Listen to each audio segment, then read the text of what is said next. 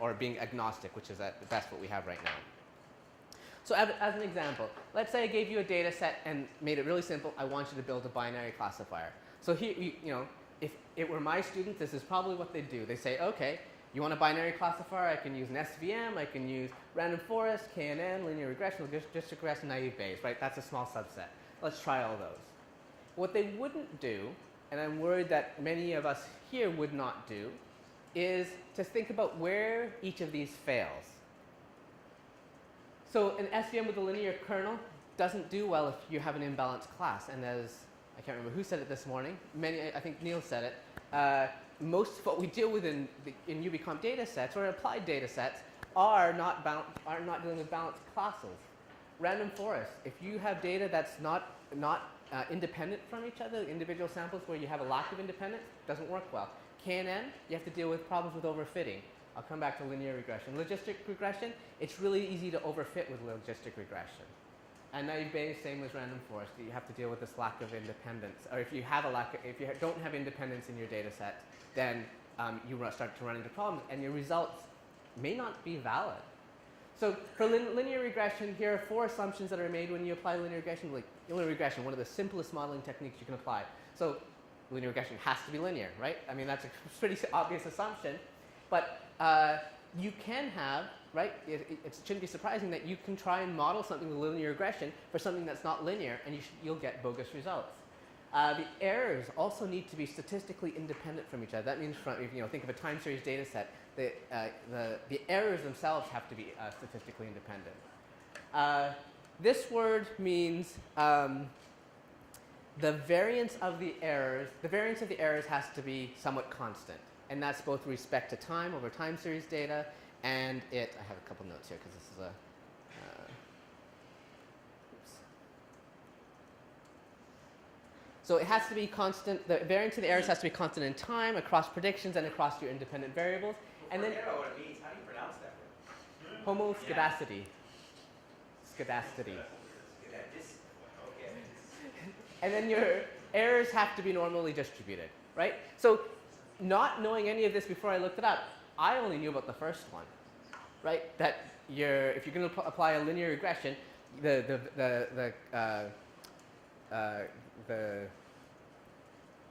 losing my words here. Thank you. Between your independent variable, the relationship between your independent variable and your dependent variable has to be linear, right? And that's kind of obvious because it's linear regression. I didn't know about these other 3, right? So any assumption that you break up here means that at best your model is inefficient. You could be deriving better models, more accurate models, but at worst, it's biased or misleading. So you can't even trust, you might not even be able to trust the results. So when I read applied machine learning papers from this field and other fields that I'm associated with, I really like to dig into the details, and sometimes I'll even just, if it's already a published paper, I will go contact the authors and say, explain to me what you did here and why you made these choices. Because these things really matter, right? Yeah. Those features, are they ones where you have to understand the data and convince yourself that those properties are held? Or are there analytic tests you can perform on the data? There are analytic tests that you can perform on all of these. Showing linearity, you'd have to go through all of your independent variables. You have to figure out what all the independent variables, and then you could run the test. The easy way is to plot, right? You could plot each of the independent variables against your dependent variables and sort of see what it is. So very clearly you can see, these 2 are linear and this one's not. So this is a case where for this independent variable, you couldn't apply linear regression. And if I did try, I would get misleading or biased results. Just something. When you have many features, yes. That's not. Say? No, when you have many features, right, but I don't have, right, to visualize, you're saying it's not, right, absolutely. No, I'm not going to argue with that. And as I said before, the larger the data sets and the bigger my feature vector is, the harder it is to do. But not doing it is not an excuse. Just because it's hard doesn't mean you can break these assumptions. It's fine to break the assumptions if you know you're breaking them. But if you don't know you're breaking them, that's a real problem. But it would not be easy, for example, to apply correlation between the features. There's many other approaches you could take. I'm not saying visualize it all the time. Yeah.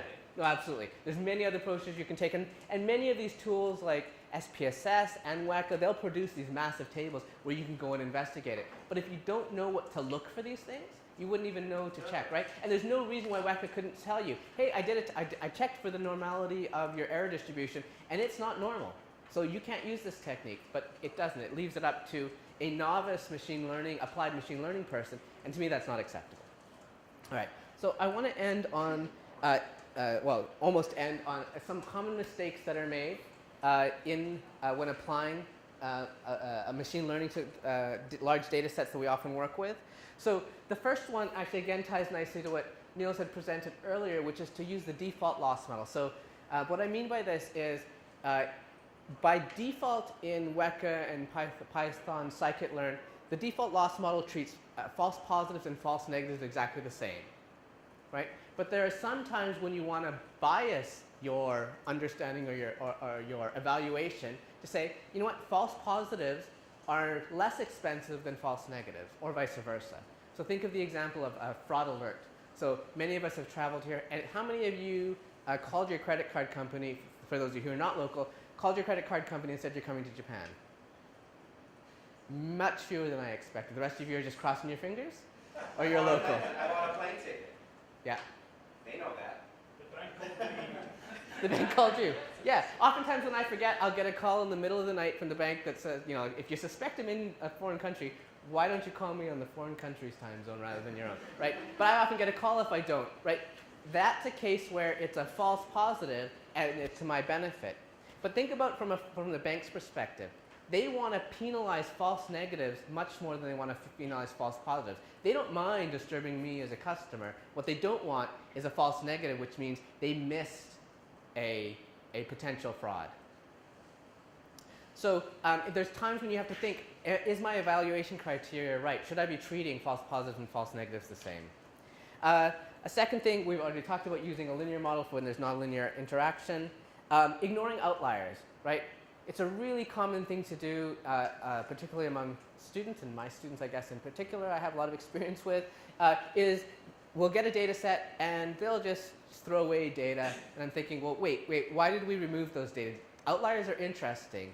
It either means there was mislabeling of the data set if you have a supervised data set, if you're using supervised learning, or there's some characteristic that we're not capturing, right? So ignoring outliers completely and just saying, hey, I'm just going to randomly remove data, obviously is not something that you want to do. If your number of samples is way less, and this gets back to the question that was asked earlier, if the number of samples is way less than the number of features in your data set, which is often true of medical data, I've been told, then you don't want to use a high variance model.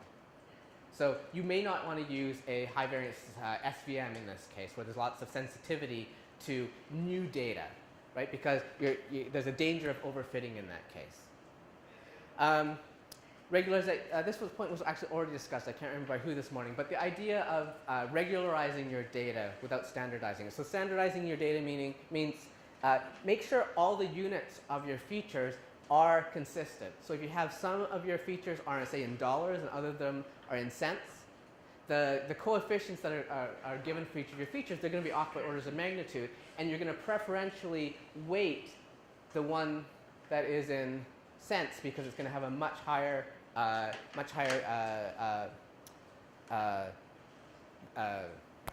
thank you. I can't use my words today. Using linear models, I think I already discussed that.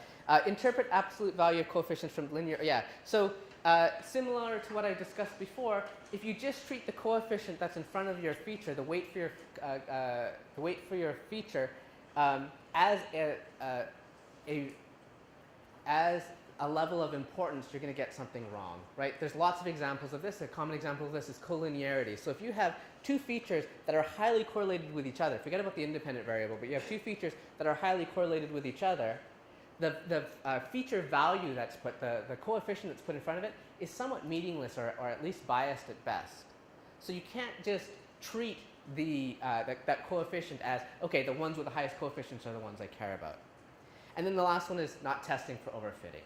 Right? This is a really common mistake where we get such good results, we almost don't want to test, right? Because if we test, maybe the models will start breaking. But you have to remember to test, and this sort of gets back to, you have a data set, that you use for training. You have a data set. You should have a data set that you use for verification of your model. You have a training set that you use for testing. You may also want to partition another, either collect a brand new data set, and in the ideal case, or at least keep another data set to make sure that you're not overfitting your model. All right, so I'll end here with some advice.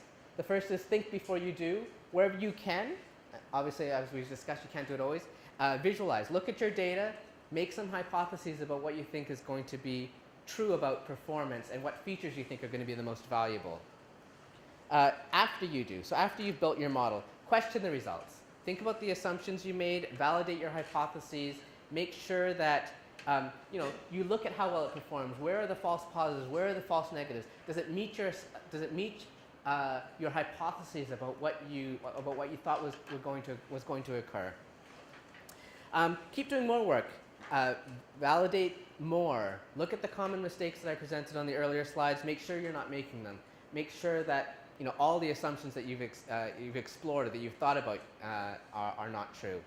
And then I would argue that we should be considering changing the tool we use. And I know that's really painful, but it's probably worthwhile doing, only because as much as the tool acts as a limiting factor in what it is that you produce from a feature engineering perspective, from a model selection perspective, and from a result analysis perspective. I love Weka, but the confusion matrices and the tools it produces to help me understand the evaluation are really, really quite poor, particularly from an HCI perspective.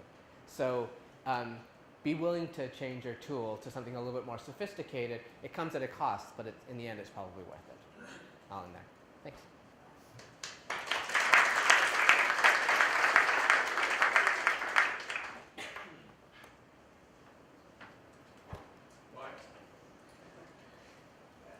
How much of a research opportunity do you think there is in people influencing the tools to improve the practice of using those tools?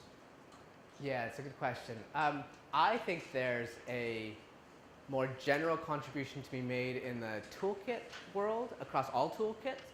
I would say that for the machine learning folks, they know this. Like, inherently, they know the flaws of all these different techniques, mostly. And so they don't run into these problems. It's us who don't know much about machine learning. We're applying these techniques sort of blindly. So it's a contribution to the field. I'm not sure that it's a research contribution to build a tool. I wish somebody would build it, but I'm not sure it's a research contribution.